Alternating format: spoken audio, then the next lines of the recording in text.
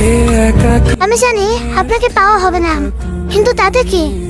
ভালোবাসা তো পাওয়ার জন্য নয়, অনুভব করার জন্য। আর আমি আপনাকে প্রতিটা মুহূর্তে অনুভব করি।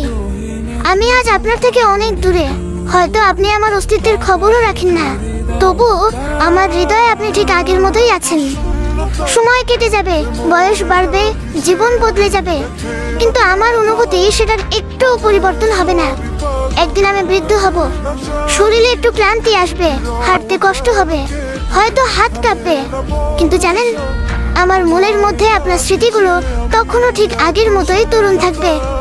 আপনার সেই হাসি, আপনার কণ্ঠস্বর, আপনার চোখের গভীর মায়া কিছুই হারাবে না, বরং আরো গভীর হয়ে থাকবে। হয়তো বৃদ্ধ বয়সে কোনো এক সন্ধ্যায় জানলার পাশে বসে থাকবো, হালকা শীতল পরশ থাকবে, আর আমি হারিয়ে যাব সেই ফেলে আসা দিনগুলোর স্মৃতিতে। মনে পড়বে আমাদের হারিয়ে যাওয়া কথাগুলো, না বলা অনুভূতিগুলো। মনে পড়বে আপনাকে পাওয়ার কি তীব্র ইচ্ছে ছিল আমার। সময় হয়তো আপনাকে আমার জীবন থেকে দূরে নিয়ে গেছে, কিন্তু হৃদয় থেকে এক মুহূর্তের জন্য সরাতে পারেনি। আপনি আছেন, থাকবেন, যতদিন আমার নিঃশ্বাস থাকবে ততদিন।